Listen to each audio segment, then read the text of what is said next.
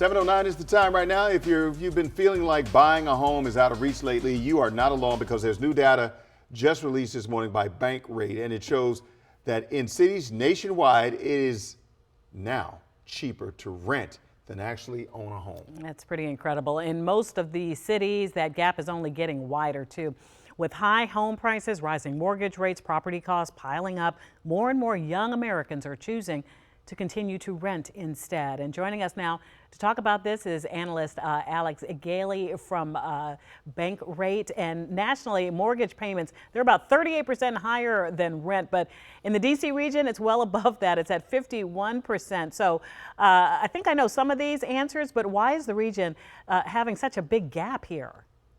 Well, thank you for having me here today. It really comes down to pent-up demand from the buyer side. So there's a lot of demand in the DC region, but there's not enough supply to meet that demand. And that's been the case for years now, and that's been the case across the country when it comes to home inventory. The good news is that inventory has shown signs of improvements compared to last year. We are seeing more inventory on the market across the country and in the DC area. That said, a lot of buyers are still waiting on the sidelines, waiting to see if prices drop or if mortgage rates drop.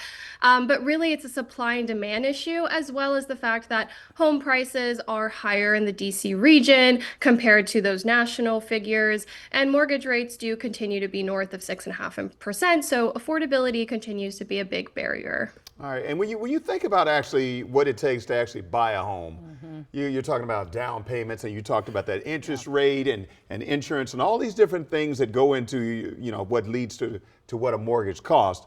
What advice would you give someone trying to decide between renting or buying? Well, if you're wrestling with this question this year, the answer is it depends. It depends really on four big factors: your finances, your lifestyle preferences, where you're located in the US, as well as your time frame. So in addition to thinking about whether you can afford to buy a home, you want to think about your lifestyle preferences. Do you want freedom and mobility? Do you not want to pay for maintenance and repairs? Do you not want to pay for property taxes? All these upfront costs that come with buying a home are really important to consider, as well as the lifestyle. But then you have to think about where you're located in the US. If you live on a pricey West or East Coast metro, it's going to be a lot harder to buy a home because it's a lot more expensive. It's going to take longer to save for that down payment.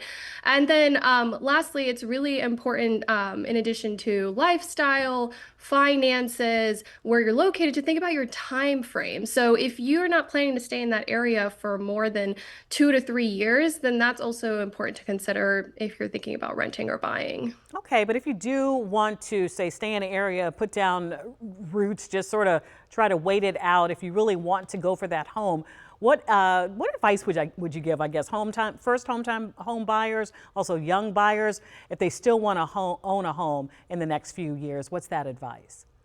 Well, the reality is that most Americans still do want to own a home. It's still a cornerstone of the American dream, even today, with the challenging housing market that we're in. And if they do want to put those roots down and start thinking about buying a home, I think it's important that these buyers stay patient, because it is going to take likely longer than maybe historically it has to save for that down payment. It's also important that they really do their research ahead of time before they even start putting money away, so that they know how much house they can afford. They know how much of a down payment they're going to need for that house. They know what programs they maybe qualify for as first-time home buyers. It's important that first-time home buyers know that they don't have to put 20% down. There are programs out there that let you put as little as 3% down, and that is a lot more of an attainable goal to aim for when it comes to a down payment. So do your research, talk to realtors, understand what areas you're interested in your market, and then it just comes down to doing the hard work, which is putting those savings away. And really, to do that is by having a budget, living within your means.